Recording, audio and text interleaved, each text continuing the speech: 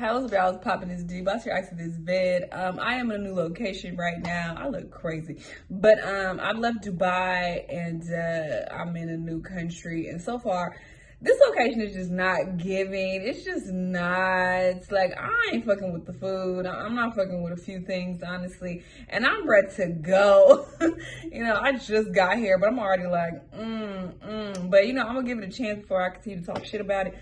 Maybe things will change, but right now I'm just like, especially coming from Dubai to here, I'm just like, but we'll see as time passes. I'm also by myself again, so I will be able to upload more videos, so that's coming soon. But anyway, about to watch this vid, another impressive vid. This is Rihanna drops Megan Thee Stallion from SavagexFenty, and Jussie is free already. R.I.P. Tracy. Yeah, I saw that she passed. I thought that was a while ago, though. I feel like I saw that like some weeks ago. Am I tripping? I don't know. But R.I.P. That's really sad. But anyway, let's see what's happening with these people. Let's watch. Hello, everybody. Welcome to the Impressive channel. There are a few things I want to talk about in this video. But before I get into the topics, I do want to say rest in peace to Tracy Braxton. This past weekend, it was announced that Tracy passed away from cancer at the age of 50 years old. And when I heard this news, I was really down about it because Tracy was one of my favorite Braxtons. In fact, I'm a fan of all the Braxtons. I'm a fan of their show. And seeing one of them leave this earth is really surreal to me. It really is. But I did know Tracy was sick for some time. I just never brought it up or talked about it because it's really not our business to talk about the state of somebody's health. I was just hoping that whatever she was dealing with, she was going to fight through it and get better. But unfortunately, she didn't make it on this side. But she is on the other side in heaven. So rest in peace to Tracy Braxton. And also I want to send my condolences to the whole Braxton family, including Tracy's husband and her son. I just pray that they're all comforted in this very, very difficult time. Ooh, cancer sucks. I'm telling you, it really sucks. Now let's get into the topics. Now there's been some new updates on Jussie Smollett's case. Jussie is out of jail, y'all. He's out of jail. Now, I thought if you were following the story, you would know that last week Jussie was sentenced to 150 days in jail for staging a hate crime. And he was convicted with 5 felony counts of disorderly conduct for lying to the police. Jussie's family and his legal team was pretty outraged that he was sentenced straight to jail without at least allowing the appeal process to go through. So they've been trying to get him out of prison. They've been saying that he is at risk for harming himself or being in danger if he were to stay locked up in jail. And Jussie's brother in particular has been very outspoken in this whole thing. He's been campaigning for Jussie to be released, and he still feels like Jussie is innocent. And listen, I'm not mad at him for riding for his brother. I can't fault him, okay? And also, I can't fault people for believing that Jussie didn't deserve jail time either, because honestly, I don't think he should have been in jail for 150 days. I think it's a little extreme considering that there are some people out there who have committed severe crimes who are still walking free. Jussie himself hasn't had a criminal history prior to this incident. And also, he didn't harm anybody in this whole hoax. The only person who got hurt is himself. So no, I don't think he should have gotten any jail time. I think it would have been better off to find him and let him do some community service than to throw him in jail. But the Chicago PD was trying to make an example out of Jussie because they're still upset that Jussie played them. That's all it is. They just want him to pay. Now, Jussie was able to be released from jail after posting a $150,000 bond. So he's currently out on bail, and his legal team is trying to appeal his conviction. So that's what's they got real time fight in Chicago over the whole Jussie case. Shit going on there. I'm glad he got out. I don't think he should have gotten any jail time in the first place. 6 months. But I do think he needs to stop lying, because a case like this makes it really hard for real victims of real hate crimes. So Jussie should stop trying to paint this narrative that he's a victim. He should stop trying to be this social justice warrior, because his credibility is shot. He just needs to lay low and let his appeal happen and quietly figure out a way to relaunch his career. Now, moving on, I want to talk about this whole thing between Rihanna and Megan Thee Stallion. Now, people on Twitter are some top tier investigators because they're always keeping tabs on who is following who and who is unfollowing who. So people noticed that Rihanna unfollowed Megan Thee Stallion. I personally didn't think it meant anything at first because Rihanna seems like the type who would unfollow somebody just because. It doesn't have to be for any particular reason. She might not want to see them on her timeline. But then another part of me is telling me that there might be something more to this because Rihanna not only unfollowed Megan, but she also removed Megan as her brand ambassador on her SavagexFenty site. And I actually looked this up myself to make sure, and I'm not gonna lie, this is a little suspicious to me because Rihanna wouldn't just drop somebody as big as Megan as her brand ambassador for no reason. You all know that Rihanna was a huge supporter of Megan, especially during the whole Tory Lanez fiasco. You all remember that Rihanna dropped Drea for making light of the domestic situation between Megan and Tory. She dropped Drea and she made Megan her ambassador. Not only that, she sent Megan flowers to show her support. Also, I think she was Megan more so relating to her because Rihanna has been pretty supportive of Megan. They're not like friends or anything, but they have interacted. Girl, how you know? They both are on Rock Nation, so I always assumed that they had a quiet alliance, but it seems like Rihanna might not be aligning with Megan like that because she did drop Megan's sponsorship. Now, there could be multiple reasons for this. Maybe Megan's deal with SavagexFenty expired. Who knows? Or maybe she probably got another deal with another lingerie line. Or maybe she's at a point where she's getting bigger endorsements and she doesn't need a SavagexFenty deal.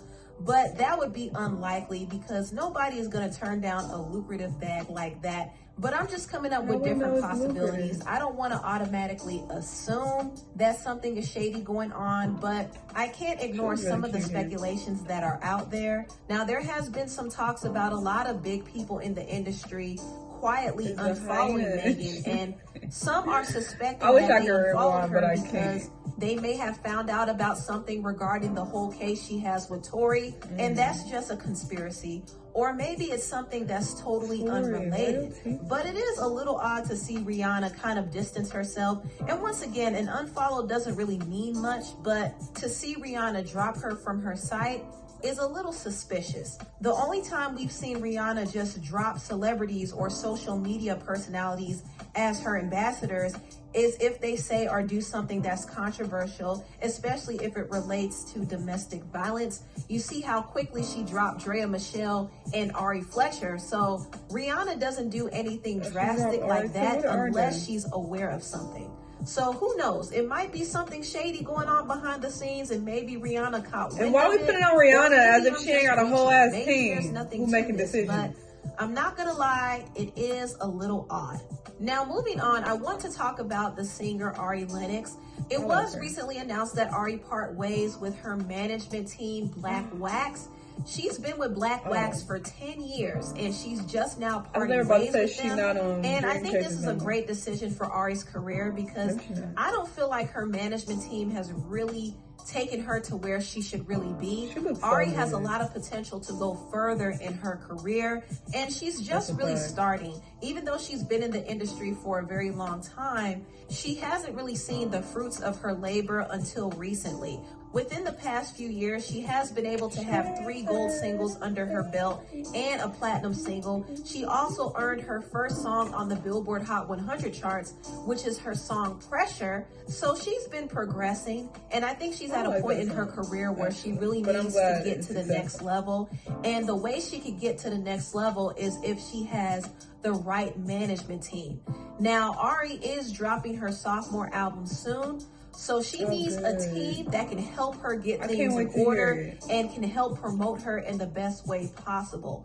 Having a solid management team is very crucial. It's actually more important in some instances than just being a good artist. Because without the right management team, an artist can't get into the right spaces in the industry. So I do hope Ari signs with a good management team. This is giving Missy And Elliott speaking vibes. of signing with good management teams, the artist Shenseea signed with a management team to help further her career. If you don't know, Shenseea is a popular Jamaican dance hall artist, and she recently signed with Doja Cat's management because she knows that having a team as solid as Doja's team is going to get her to where she needs to be, because Shenseea wants to be an international superstar.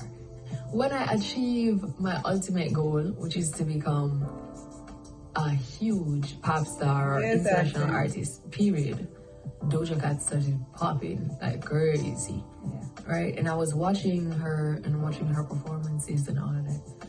And I was saying that, yo, whoever is managing this girl, that's who I want to be with. Like, I love what they're doing with her, how they're marketing her, all of that. But that automatically after I got the call that Doja Cat's manager wanted to manage me and speak to me.